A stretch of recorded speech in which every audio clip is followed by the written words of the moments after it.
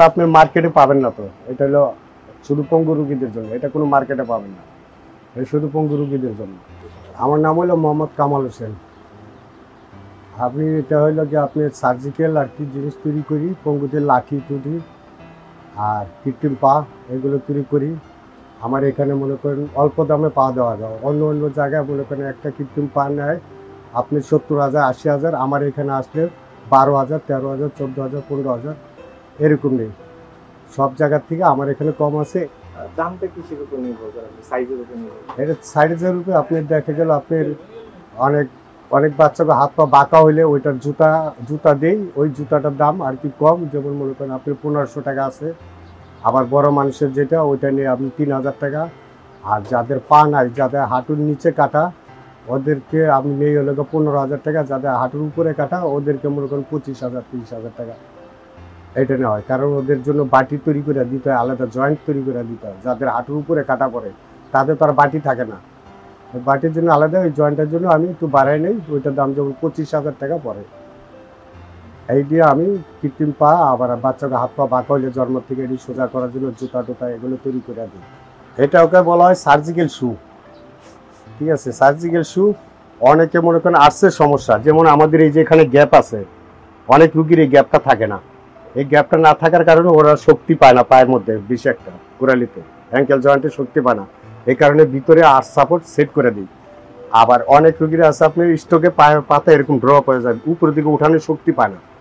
ওদের জন্য এখানে আমি শর্টলেগ ডিস সেট করে দিই, যাতে স্প্রিংয়ে টাইম না পায়ের পাতাটা উপরের দিকে ধরবে, হয় হাঁটতে গেলে যাতে সমানে পড়ে। এইটা বানাইতে কতদিন লাগে? এই জুতা বানাতে আপনি 3 দিন লাগে আমার।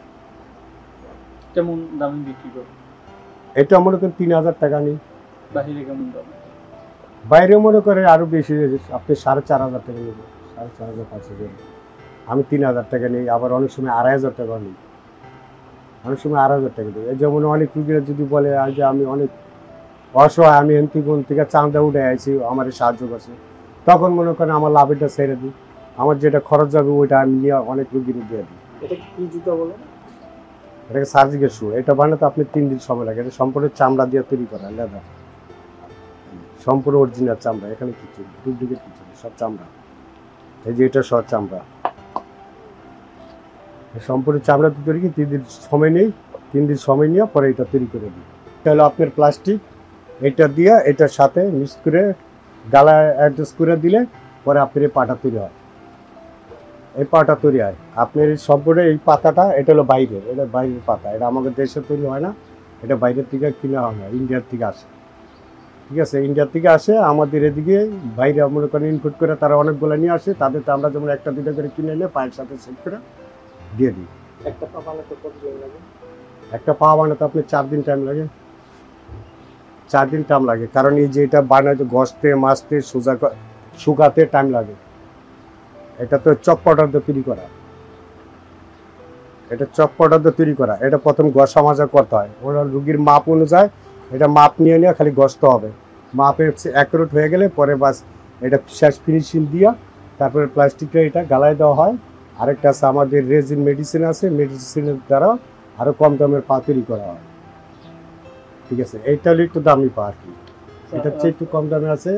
বাইরে বাইরে যেরকম পাওয়ার দাম, আপনার এখানে পাওয়ার দামের পার্থক্য কেমন?